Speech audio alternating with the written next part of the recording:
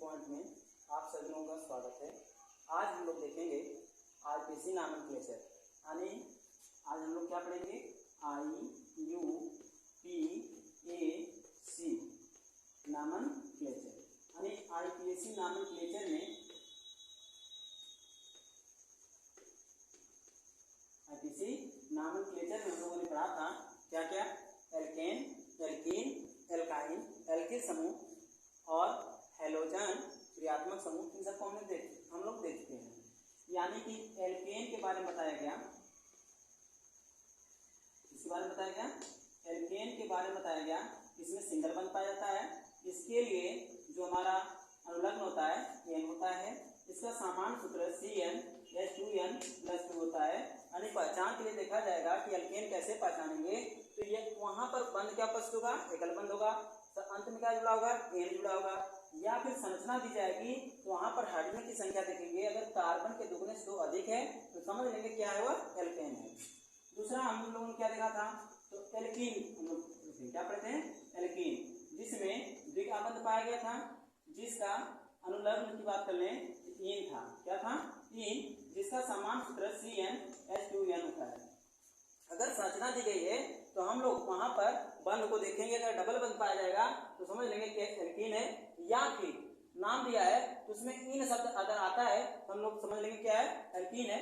या फिर क्या हो, हाइड्रोजन की संख्या कार्बन के दुगने के बराबर हो तो हम लोग ये जान लेंगे कि हमारा है एल्कीन है। तीसरा हमारा समूह था एल्काइन था। एल्काइन की हम लोग बात कर लें तो इसका यानी कि इसमें ट्रिपल आबंध पाया जाता है, ट्रिपल आबंध पाया जाता है, जिसके लिए हम लोग आयन शब्द जोड़ते हैं। यानी कि इसका अनुलग्न क्या होता है, तो आयन होता है, जिसका सामान्य सूत्र CnH2n-2 होता है। तो पहचान की अगर बात करें कि राज हिस्ट्री पॉइंट 66 में आप सभी का स्वागत है। आज हम लोग देखेंगे आईपीएसी नॉमेनक्लेचर, यानी कि पिछली वीडियो में हम लोगों ने एल्केन, एल्कीन, एल्काइन पढ़ चुके थे और वहां पर एल्किल समूह के बारे में हमने चर्चा किया था। यानी एल्केन की बात कर लें, इसमें सिंगल आबंध पाया जाता है, जिसका अनुलग्न एन होता है, सामान्य सूत्र CnH2n+2 होता है। पहचान की अगर बात करें, अगर नाम दिया गया होगा तो अंत में एन लगा होगा, या संरचना दी जाएगी तो उसमें सिंगल बंध पाया जाएगा, या फिर अगर अणुसूत्र के रूप में लिखा गया है तो हम कार्बन और हाइड्रोजन की संख्या देखेंगे। अगर हाइड्रोजन की संख्या कार्बन के दुगने से 2 अधिक है तो हम जान लेंगे एल्केन है। अगर इसी प्रकार एल्कीन को देखेंगे, संरचना दी गई है तो उसमें द्वितीय आबंध अगर पाया गया तो जान लेंगे क्या हमारा एल्कीन का है। और इसके लिए यानी कि इसमें द्वितीय आबंध पाया जाता है, जिसके लिए अनुलग्न इन शब्द का प्रयोग किया जाता है, नाम में इन मिल जाएगा। या अगर अणुसूत्र दिया तो कैसे पहचानेंगे, कहेंगे उसमें कार्बन और हाइड्रोजन संख्या देखेंगे, अगर हाइड्रोजन की संख्या कार्बन के दुगने के बराबर है तो समझ लेंगे क्या है, एल्कीन है। इसी प्रकार हमारा आता है एल्काइन, क्या आता है, एल्काइन। एल्काइन में ट्रिपल आबंध पाया जाता है, जिसके लिए अनुलग्न आयन शब्द जोड़ा जाता है, जिसका सामान्य सूत्र है CnH2n-2 होता है। अब पहचान की बात कर लें, अगर संरचना दी गई इसमें ट्रिपल आबंध उपस्थित होगा, या फिर नाम दिया गया उसमें आयन जुड़ा होगा, या फिर अणुसूत्र दिया गया है तो कार्बन और हाइड्रोजन की संख्या गिनेंगे। अगर हाइड्रोजन की संख्या कार्बन के दुगने से 2 कम है तो हम समझ जाएंगे कि हमारा क्या है, एल्काइन है। अब बात कर लें एल्किल समूह की, तो एल्किल समूह के बारे में बताया गया था कि जब एल्केन से एक हाइड्रोजन, एक या एक से अधिक हाइड्रोजन किसी क्रियात्मक समूह द्वारा या हैलोजन द्वारा प्रतिस्थापित कर दिए जाते हैं तो जो समूह प्राप्त होता है उसे हम एल्किल समूह कहते हैं।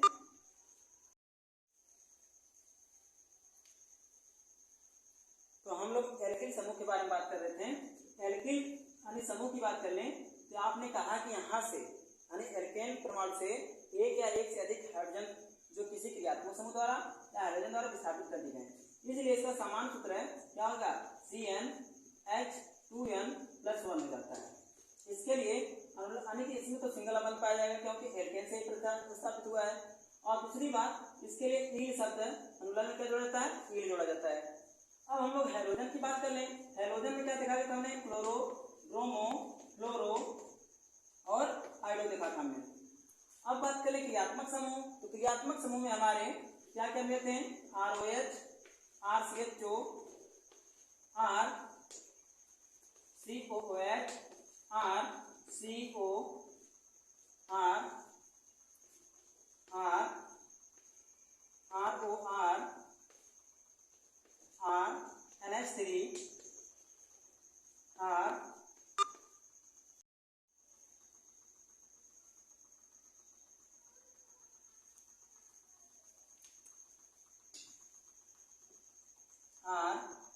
COOR, यानी कि हमारे हो गए क्रियात्मक समूह।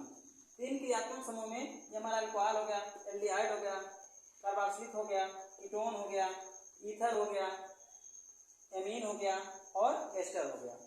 अब हम लोग देखेंगे यानी कि किस प्रकार हम आईपीएसी नामकरण करते हैं। तो आईपीएसी की संरचना हमने आपको बताया था कि सबसे पहले हम हाइड्रोजन परमाणुओं का नाम लिखते हैं, हाइड्रोजन परमाणुओं के बाद एल्किल समूहों का नाम लिखते हैं, एल्किल समूह यानी कि जो भी है, इसके बाद हम लोग जो है हमारा क्या यानी कि कार्बन परमाणुओं की संख्या को लिखा जाता है, इसके बाद बंधों का नाम एन इन या आइन जैसा हो, इसके बाद हम क्रियात्मक समूह का नाम लिखते हैं।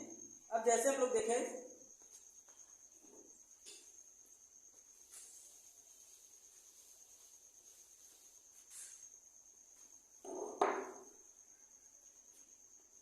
CH3 CH2 CH Cl CH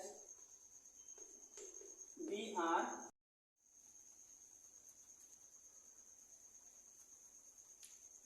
हम आईपीएसी नामकरण देखेंगे, जैसे CH3 CH2 CH Cl CH Br और हो गया हमारा OH। तो यहाँ पर हमारा एक क्रियात्मक समूह है, ये हमारे हैलोजन जुड़े हैं, यहाँ पर ये हो गए यानी कि कार्बन और यहाँ पर सिंगल अबंध पाया गया। सिंगल अबंध का मतलब तो ये हो गया कि एल्केन है, क्या है, एल्केन है, और OH समूह उपस्थित है, इसलिए हमारा पता चल गया कि अल्कोहल है। तो अब हम इस गणना कहाँ से करेंगे, तो क्रियात्मक समूह को वरीयता देंगे, जिधर क्रियात्मक समूह लगा उधर काउंटिंग करेंगे 1 2 3 4, और कभी भी हम एक लंबी से लंबी श्रृंखला का चयन करते हैं, यानी कि उस यानी कि वो चयन चुनते हैं जिसमें अधिक से अधिक कार्बन हो। अब यहाँ पर देखा जाए तो हमारे हाइड्रोजन 2 है, हाइड्रोजन परमाणु 2 है, एक क्लोरो दूसरा क्या है ब्रोमो। अब यहाँ पर हम क्लोरो और ब्रोमो में सबसे पहले किसका नाम लिखेंगे, तो जब हमारे हाइड्रोजन परमाणु हो चाहे एल्किल समूह हो तो उनमें अल्फाबेटिकली अरेंज किया जाता है। तो यहाँ पर क्लोरो यानी C से आता है, ब्रोमो हमारा B से आता है, इसलिए हमारा पहले ब्रोमो लिखा जाएगा। ब्रोमो हमारा कार्बन संख्या 1 पे है, इसलिए इसका स्थान हो गया 1, नाम हो गया ब्रोमो 1 ब्रोमो। क्लोरो 2 पे है, इसको लिखेंगे 2 क्लोरो 1 ब्रोमो 2 क्लोरो, 4 कार्बन हो गया, 4 कार्बन से लिखेंगे ब्यूट, और सिंगल बंद है इसलिए लिखेंगे एन, और इसमें क्या जोड़ा जाएगा आल, क्या जोड़ देंगे, हमारा 1 पे हो गया आल, या इसी को हम लिख सकते हैं 1 ब्रोमो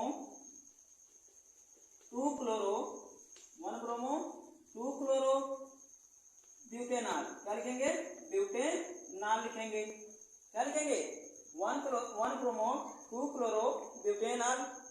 अब बात कर ले दूसरे की, यानी कि जैसे देखा जाए CH3 CH3 CH CH